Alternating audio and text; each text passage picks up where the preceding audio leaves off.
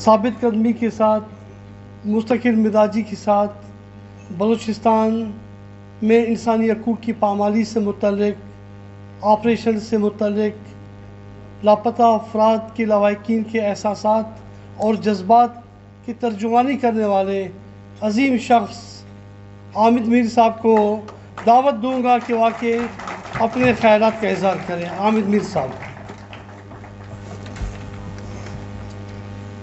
بسم اللہ الرحمن الرحیم۔ بہت بہت شکریہ جناب اختر مینگل صاحب، اور آپ سب کا بھی شکریہ کہ آپ صبح سے یہ ساری گفتگو سن رہے ہیں۔ تو اب یہاں پہ بہت سی باتیں ہو چکی ہیں اور اب اور بھی لوگ ہیں ابھی۔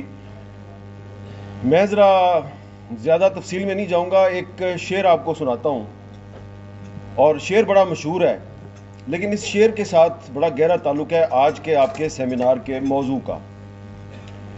شعر آپ میں سے یقیناً بہت سے لوگوں نے سنا ہوگا: دل کے پھپھولے جل اٹھے سینے کے داغ سے، دل کے پھپھولے جل اٹھے سینے کے داغ سے، اس گھر کو آگ لگ گئی گھر کے چراغ سے۔ میں نے آپ کو یہ نہیں بتانا کہ یہ گھر کا چراغ کون ہے جس نے آگ لگائی ہے، آپ کو بتانا یہ ہے کہ اتنا مشہور شعر ہے اختر مینگل صاحب، اس شاعر کا نام کسی کو نہیں پتا جس نے یہ شعر کہا، وہ لاپتہ ہے۔ اس کی وجہ میں آپ کو بتاتا ہوں کہ 100-150 سال پہلے ایک مشاعرے میں جب ایک نوجوان شاعر نے یہ شعر کہا تو اس وقت برٹش انڈیا پر انگریزوں کی حکومت تھی، تو داغ دہلوی صاحب نے اس نوجوان سے کہا کہ میاں صاحبزادے تم غائب کر دیے جاؤ گے، کس طرح کے شعر بولتے ہو۔ وہ نوجوان ایسا غائب ہوا، آج تک کسی کو نہیں پتا کہ یہ شعر کس کا ہے، لیکن یہ شعر آپ تک اور مجھ تک پہنچا ہے مولانا محمد حسین آزاد کی کتاب آب حیات کے ذریعے، کیونکہ انہوں نے ذکر کیا اس شعر کا۔ تو یہ جو لاپتہ افراد کا ایشو ہے یہ انگریزوں کے دور سے چل رہا ہے۔ جب کوئی سیاسی کارکن، کوئی شاعر، کوئی ادیب ایسی بات کرتا تھا جو انگریزوں کی حکومت کو پسند نہیں آتی تھی تو اس کو لاپتہ کر دیا جاتا تھا۔ پھر پاکستان بن گیا، لیکن پاکستان بن گیا تو آج کے پاکستان میں جب انسانی حقوق کے عالمی دن پر آپ یہ سیمینار منعقد کرتے ہیں تو اس سیمینار میں جہاز بلوچ کی والدہ جو ہے اس کی سسکیاں آپ کو سنائی دیتی ہیں۔ یہ جب سیمینار صبح شروع ہوا تھا تو جہاز بلوچ جو ہے کلی کمرانی کا نوجوان، اس کی والدہ جو ہے وہ اس کی سسکیاں آپ کو سنائی دی ہوں گی۔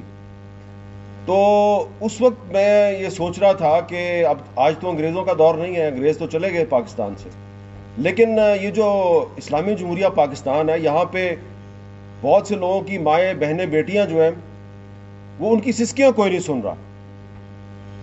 تو کیا واقعی ہم آزاد ہو گئے ہیں؟ یہ ایک سوال ہے۔ تو آپ لوگ جو ہے یہاں پہ بہت سے لوگوں نے اسد اللہ مینگل صاحب کی بات کی جو اختر مینگل کے بڑے بھائی تھے، ان کا ذکر کیا۔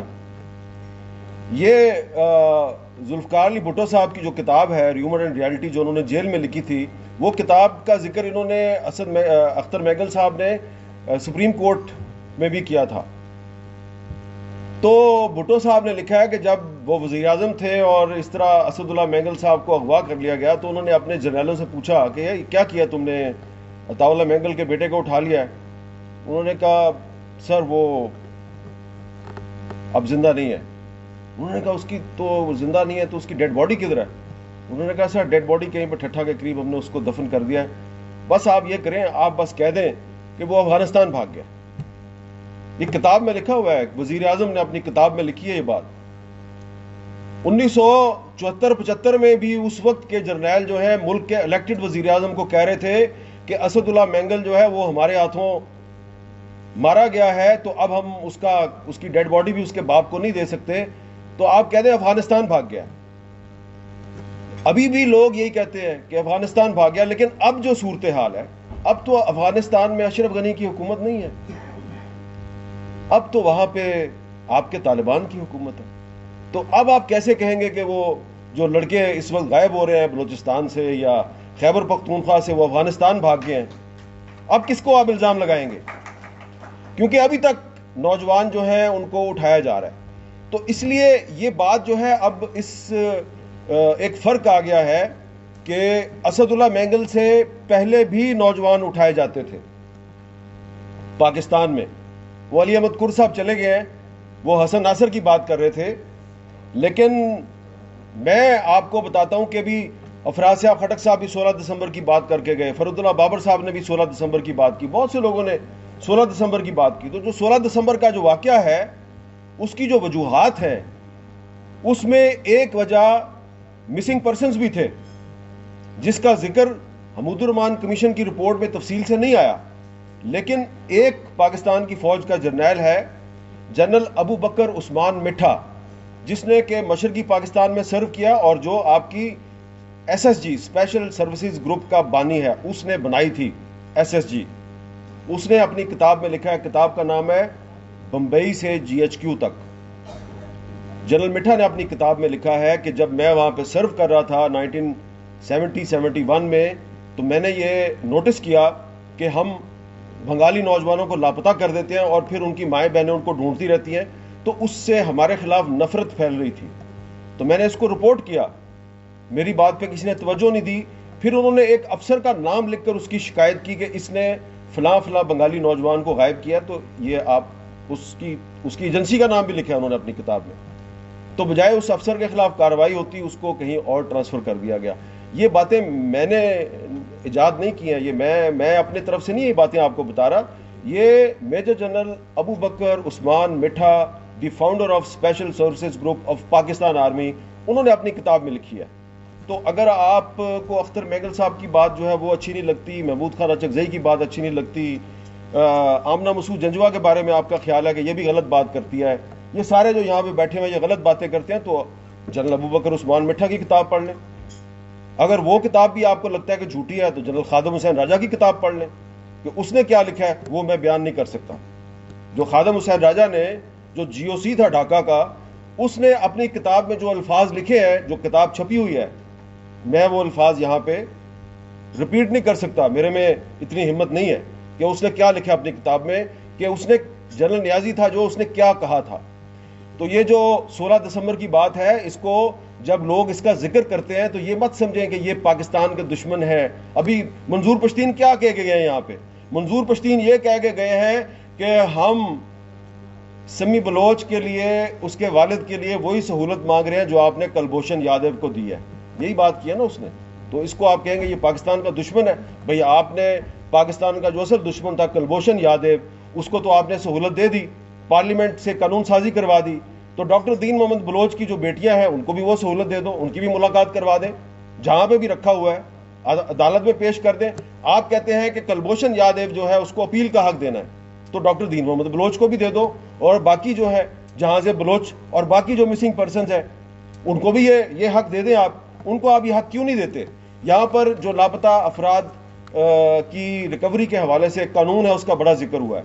میں سمجھتا ہوں کہ آپ کے آج کا جو سیمینار ہے انٹرنیشنل ہیومن رائٹس ڈے پہ, اس سیمینار میں آپ کو ایک باقاعدہ ایک ریزولوشن منظور کرنی چاہیے کہ یہ جو قانون لایا جا رہا ہے, جس کے بارے میں کہا جا رہا ہے کہ اس قانون کے بعد پاکستان میں مسنگ پرسنز کا مسئلہ حل ہو جائے گا, یہ بالکل غلط بات ہے. اگر جو پرپوزڈ ڈرافٹ ہے اس کو اگر آپ غور سے پڑھیں تو اس سے لاپتہ افراد کا مسئلہ حل نہیں ہوگا, یہ پہلے سے زیادہ کمپلیکیشنز پیدا ہو جائیں گی. کیونکہ یہاں پہ جتنے بھی لوگ بیٹھے ہیں, مثلا یہ جو ماں بیٹھی ہوئی ہے, بہن بیٹھی ہوئی ہے, یہاں پہ بیٹیاں بیٹھی ہوئی ہیں, اپنے اپنے باپ کی بھائی کی تصویریں ہاتھ میں اٹھائی ہوئی ہیں, تو اگر یہ ثابت نہ کر پائیں کہ ان کا بیٹا, ان کا باپ, ان کا بھائی کس نے اٹھایا ہے, تو پھر کل کو ریاست پاکستان ان کو بھی گرفتار کر سکتی ہے, الزام لگا کے کہ تم وہ اسلام آباد میں بی این پی کے سیمینار میں گئی تھی, وہاں تم بیٹھی ہوئی تھی, تمہاری تصویر ہم نے دیکھی ہے سوشل میڈیا پہ, تم ریاست پاکستان کو بدنام کر رہی تھی, تمہارا الزام درست ثابت نہیں ہوا, تمہارے پاس ثبوت نہیں, ہم تمہیں بھی گرفتار کرتے ہیں. اور وہ جو چھوٹی سی بچی بیٹھی ہوئی ہے اپنے بھائی کی تصویر اٹھا کے, اس کو بھی گرفتار کر لیں گے. تو اس سے مسئلہ حل تو نہیں ہوگا, اس سے تو مسئلہ پہلے سے زیادہ کمپلیکیٹڈ ہو جائے گا.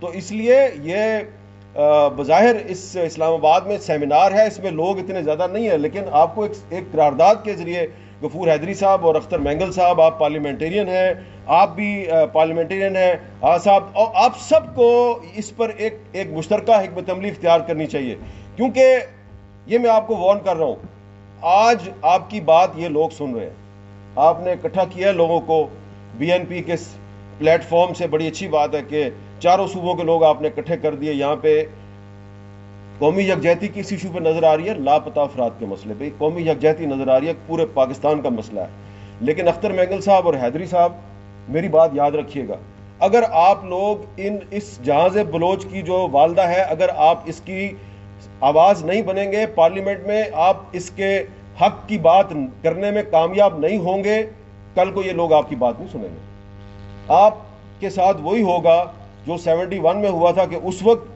جو تھا وہ کہتا تھا شیخ مجیب الرحمان کہ میں ایک پاکستان چاہتا ہوں، میں تو ایک پاکستان کا الیکٹڈ ریپرزینٹیٹو ہوں، وہ اس کا جو فورن منسٹر تھا اس نے کتاب میں لکھا ہے اس نے کہ شیخ مجیب الرحمان پاکستان نہیں توڑنا چاہتا تھا، لیکن جب وہ ادھر سے قید سے رہا ہو کے ادھر واپس پہنچا، لوگوں نے کہا ہم نے پاکستان کے ساتھ نہیں رہنا، تم نے اگر پاکستان کے ساتھ رہنا تم رہو، ہم نے نہیں رہنا۔ تو یہ آپ لوگ آج سیمینار کر رہے ہیں، اچھی بات ہے، سیمینار کریں، لیکن اس میں جو ایشو ہے اس ایشو پر ایک حکمت عملی اختیار کریں۔ یہ جو قانون لایا جا رہا ہے، اس قانون کا ان لاپتہ افراد کے لواحقین کو فائدہ نہیں ہے، یہ ان کے لیے ایک ٹریپ ہے، تو اس لیے اس قانون کے بارے میں آپ کو بہت کھل کے بات کرنی ہوگی۔ اور ایک مجھے شاعر تھے رضی الدین رضی صاحب، وہ ان کے اشعار مجھے یاد آ رہے ہیں، بات میری لمبی ہو گئی ہے، جو رقص میں تھے کل سرے بازار لاپتہ، ہونے لگے ہیں میرے سبھی یار لاپتہ، پہلے شجر چمن کے سبھی گم کیے گئے، اب کر دیا ہے سایہ دیوار لاپتہ۔ سایہ دیوار کس کس کا لاپتہ ہے؟ سمی بلوچ کا بھی لاپتہ ہے، جہاز بلوچ کی والدہ کا بھی لاپتہ ہے، سب کا سایہ دیوار آپ نے لاپتہ کر دیا۔ اور تاریخ کا سبق یہ ہمیں یاد ہے ابھی، بیعت سے جس نے بھی کیا انکار لاپتہ، تو جو بھی بیعت سے انکار کرتا ہے وہ لاپتہ ہو جاتا ہے۔ آج کچھ لوگ آپ کی کال پہ یہاں پہ آ گئے ہیں، حیدری صاحب آپ کی بھی کال پہ لوگ آ جاتے ہیں، سب کی کال پہ آ جاتے ہیں، میرے بھی پی ایف یو جے کے لیڈر بھی ادھر بیٹھے ہوئے ہیں، شہزادہ ذوالفقار صاحب، ان کی بات بھی ہم ابھی تک تو مانتے ہیں، ابھی تک اس میں جو وارننگ ہے وہ بھی ان کو سمجھنی چاہیے۔